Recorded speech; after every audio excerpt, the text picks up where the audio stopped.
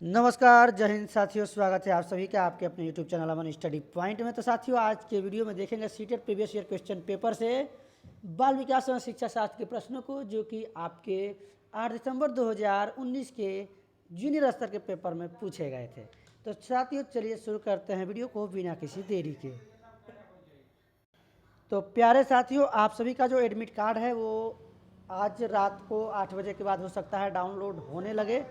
तो सर्वर हो सकता है थोड़ा सा डाउन चले, तो आप लोग परेशान नहीं होना है। कल भी अपना एडमिट कार्ड डाउनलोड कर सकते हैं। 21 जनवरी को आप सभी का पेपर है, तो धुआंधार तरीके से आप लोग एक बार रिवीजन कर लीजिएगा और प्रीवियस ईयर क्वेश्चन भी जरूर देख के जाइएगा।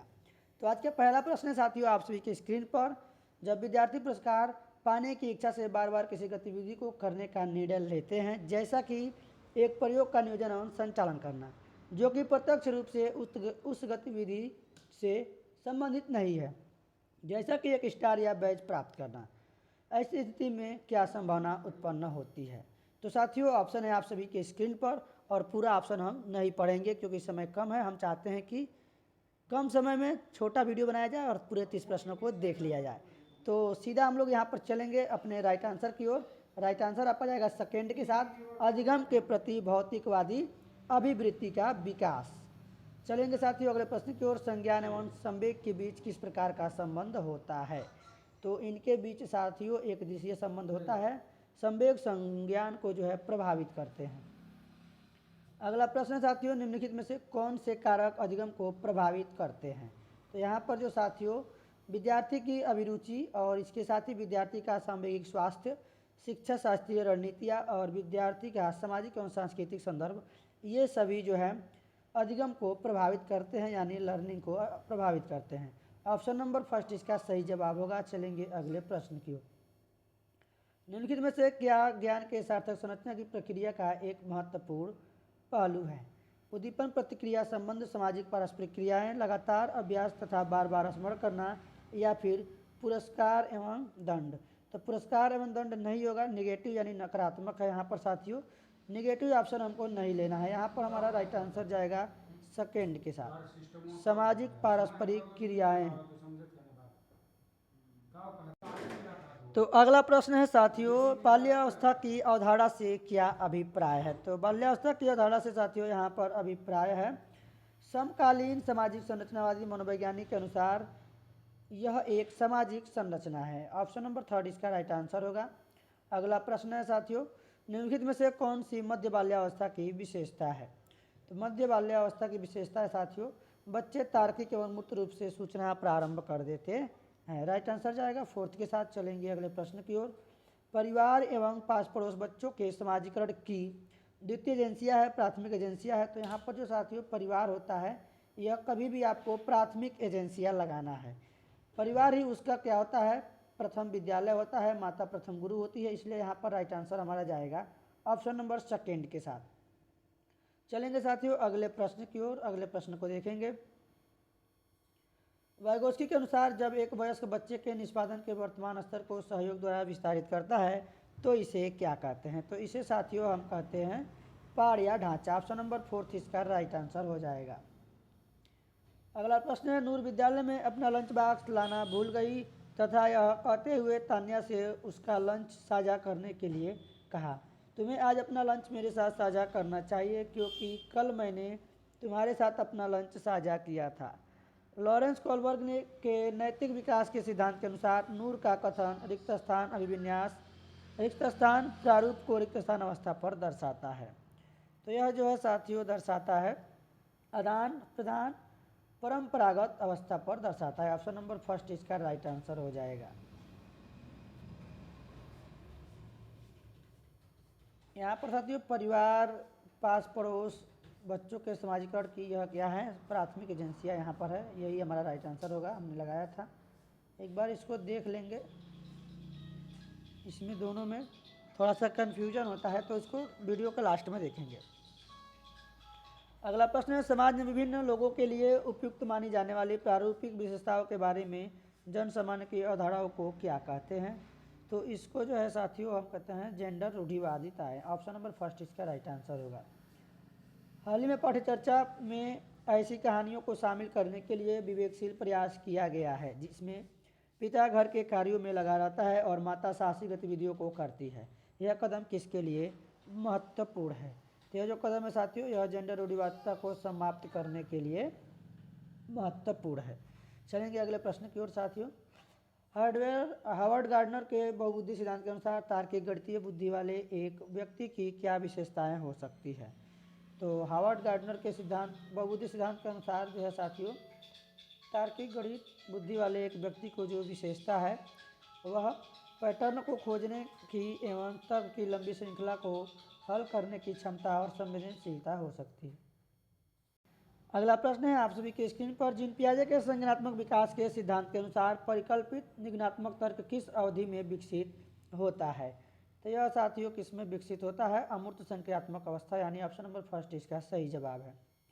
रिक्तसन के अनुसार बच्चों में चिंतन के बारे में सामाजिक प्रक्रियाओं तथा सांस्कृतिक संदर्भ को प्रभाव को समझना आवश्यक है। तो यह किसके अनुसार साथियों? यह हो जाएगा आपका लेव वाइगोस्की के अनुसार। ऑप्शन नंबर फोर्थ इसका राइट आंसर होगा। पियाजे के संज्ञानात्मक विकास के सिद्धांत से निहितार्थ निकालते हुए एक ग्रेड 6 to 8 के लिए शिक्षक को अपनी कक्षा में क्या करना चाहिए? तो जितने भी केवल वाले ऑप्शन है साथियों उसको क्रॉस करेंगे। हतोत्साहित नहीं करना है, दंड नहीं देना है। केवल वाला ऑप्शन हमको यहाँ पर कभी भी चयनित नहीं करना है। तो राइट आंसर हमारा साथियों यहाँ पर जो जाएगा आपका सटीक और यहाँ पर सकारात्मक आंसर ऑप्शन नंबर थर्ड के साथ ऐसी समस्याएं प्रस्तुत करनी चाहिए जिसमें तर्क आधारित समाधान की आवश्यकता होती है। अगला प्रश्न है सतत एवं समग्र मूल्यांकन में क्या शामिल है? तो सतत एवं समग्र मूल्यांकन में जो साथियों शामिल है आपका विविध प्रकार की रणनीतियाँ का प्रयोग करते हुए दोनों संरचनात्मक एवं संकल्पात्मक आकलन का प्रयोग करना। यहाँ पर ऑप्शन नंबर फर्स्ट आपका राइट आंसर होगा। वह प्रक्रिया जिसके द्वारा बच्चे आदतों, कौशलों, मूल्यों तथा अभिप्रेरणा को विकसित करते हैं और जो उन्हें समाज का जिम्मेदार एवं क्रियाशील सदस्य बनाती है, उसे क्या कहा जाता है? तो उसे साथियों कहा जाता है सामाजिकरण। ऑप्शन नंबर सेकेंड इसका राइट आंसर होगा। चलेंगे अगले प्रश्न की ओर। मानव विकास के संदर्भ में आनुवंशिकता तथा पर्यावरण की भूमिका के बारे में निम्नलिखित कथनों में से कौन सा सही है? तो यहाँ पर साथियों इसका राइट आंसर आपका हो जाएगा ऑप्शन नंबर फर्स्ट। आनुवंशिकता एवं पर्यावरण दोनों एक जटिल पारस्परिक क्रिया के रूप में मानव विकास को प्रभावित करते हैं। एक प्रगतिशील कक्षा में शिक्षक को निर्देशों के अनुसार विद्यार्थी के द्वारा ज्ञान का अनुस्मरण किया जाता है। यहाँ पर प्रगतिशील कक्षा के बारे में पूछा गया है। पॉजिटिव ऑप्शन यहाँ पर हम लोग देखेंगे। तो साथियों इसका राइट आंसर आपका जाएगा ऑप्शन नंबर सेकेंड के साथ, विद्यार्थी के द्वारा ज्ञान की संरचना की जाती है। अगला प्रश्न है साथियों आप सभी की स्क्रीन पर। आपकी कक्षा के एक विद्यार्थी को विभिन्न स्रोतों से बार बार यह बताया गया है कि उसके सामाजिक वर्ग के लोग शैक्षिक क्षेत्र में निम्न स्तरीय प्रदर्शन करते हैं। इस रूढ़िवादिता एवं रूढ़िवादी आशंका के प्रभाव को कम करने के लिए एक शिक्षक को क्या पहल करना चाहिए? तो उसके लिए साथियों जो शिक्षक है उसको विभिन्न सामाजिक वर्गों के रोल मॉडल से संबंधित कहानियों और उदाहरणों को प्रस्तुत करना चाहिए। ऑप्शन नंबर फर्स्ट इसका सही जवाब होगा। चलेंगे अगले प्रश्न की ओर।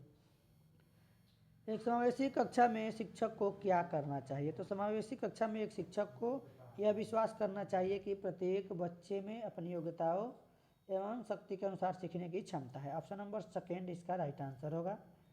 चलेंगे अगले प्रश्न की ओर।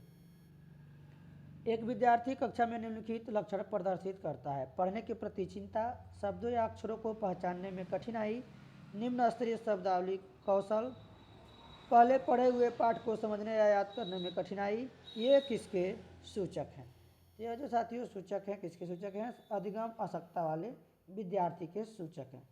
अशक्तता को अक्षमता के रूप में भी जानते हैं, डिसेबिलिटी के नाम से जानते हैं, जिससे डिस्ग्राफिया, डिसलेक्सिया, डिसकैलकुलिया ये सभी अक्षमताएं हैं। निम्नलिखित में से कौन सा प्रभावशाली समस्या समाधान रणनीति का एक उदाहरण है? तो इसका साथियों आपका राइट आंसर जाएगा ऑप्शन नंबर फर्स्ट के साथ, साधन साध्य विश्लेषण, समस्या को अनेक उपलक्ष्यों में विभाजित करना। अगला प्रश्न है साथियों, एक शिक्षक एक समावेशी कक्षा में विशेष योग्यता वाले वर्ग वाले अभिगमकर्ताओं की आवश्यकताओं को किस प्रकार से बता सकता है या फिर संबोधित कर सकता है? इस प्रश्न का राइट आंसर जाएगा ऑप्शन नंबर फर्स्ट के साथ। चलेंगे अगले प्रश्न की ओर। एक शिक्षिका अपनी कक्षा में सृजनात्मक विद्यार्थियों को किस प्रकार से प्रोत्साहित कर सकती है। तो यहाँ पर इसका जो राइट आंसर जाएगा ऑप्शन नंबर 4 के साथ, अनेक परिप्रेक्ष्यों को प्रोत्साहित करके तथा मूल विचारों को महत्व देकर। अगला प्रश्न, साथियों निम्नलिखित में से कौन सा कारक कक्षा में सार्थक अधिगम का पक्ष लेता है। तो इस प्रश्न का राइट आंसर जाएगा ऑप्शन फर्स्ट के साथ, विषय वस्तु तथा बच्चों के संपूर्ण कुशल क्षेम एवं अधिगम के प्रति सच्चा सरोकार रखना। बच्चे अनेक घटनाओं के बारे में सहजानुभूत सिद्धांत की संरचना करते हैं। इस पृष्ठभूमि में एक शिक्षक को क्या करना चाहिए। तो इसमें साथियों शिक्षक को क्या करना चाहिए, संवाद के द्वारा बच्चों की इन अवधारणाओं को चुनौती देनी चाहिए। ऑप्शन नंबर सेकेंड इसका राइट आंसर होगा। चलेंगे अगले प्रश्न की ओर। अनदेखा नहीं करेंगे, खारिज नहीं करेंगे, सभी निगेटिव हैं। डांटना भी नहीं है, ये भी निगेटिव है, इसलिए हमारा जो है सेकेंड वाला ऑप्शन इसका सही जवाब होगा। निम्नलिखित में से कौन सी शिक्षण अधिगम के लिए एक प्रभावशाली शिक्षण प्रणाली नहीं है। तो यहाँ पर विशेष ध्यान देंगे, प्रश्न में पूछा गया है कि प्रभावशाली शिक्षण प्रणाली नहीं है, तो यहाँ पर निगेटिव ऑप्शन हम लोग आंसर में ढूंढेंगे। यहाँ पर जो हमारा राइट आंसर जाएगा साथियों, ऑप्शन दिए गए ज्ञान को दोहराने के ध्यान केंद्रित करना, ये हमारा राइट आंसर होगा, क्योंकि यहाँ पर रटने की बात की जा रही है, तो ये गलत है। बाकी बच्चों में अंतर्दृष्टि के द्वारा अनुमान लगाने के लिए प्रोत्साहित करना, प्रयोग एवं पर्यवेक्षण, संवाद एवं परिचर्चा, ये सभी सकारात्मक है। तो फर्स्ट के साथ आंसर लगाएंगे। शिक्षक कक्षा में पढ़ने में ध्यान न देने वाले बच्चों से किस प्रकार का बर्ताव करते हैं। तो यहाँ पर साथियों उन्हें गृह कार्य के रूप में अत्यधिक आरक्षित देकर, बच्चों को कक्षा से बाहर जाने के लिए कहकर, बाहर जाने के लिए नहीं कहना है, पूरी कक्षा के सामने बार बार डांटना, तो डांटना भी नहीं है। यहाँ पर राइट आंसर जाएगा फोर्थ के साथ, उनसे बात करके तथा उनकी अभिरुचि का कारण जानने की कोशिश करके। तो फोर्थ के साथ आंसर जाएगा। चलेंगे आखिरी प्रश्न की ओर। संरचनावादी उपागम बताता है कि रिक्त स्थान ज्ञान की संरचना के लिए अत्यंत आवश्यक है। तो अंतर्गत याद करना निगेटिव है। अनुबंधन दंड, ये दंड भी निगेटिव है, इसलिए राइट आंसर जाएगा सेकेंड के साथ, विद्यार्थी का पूर्व ज्ञान। तो यहाँ पर साथियों राइट आंसर लगाएंगे ऑप्शन सेकेंड के साथ। तो आज की वीडियो में बस इतना ही, मिलेंगे नेक्स्ट वीडियो में, तब तक के लिए धन्यवाद, जय हिंद।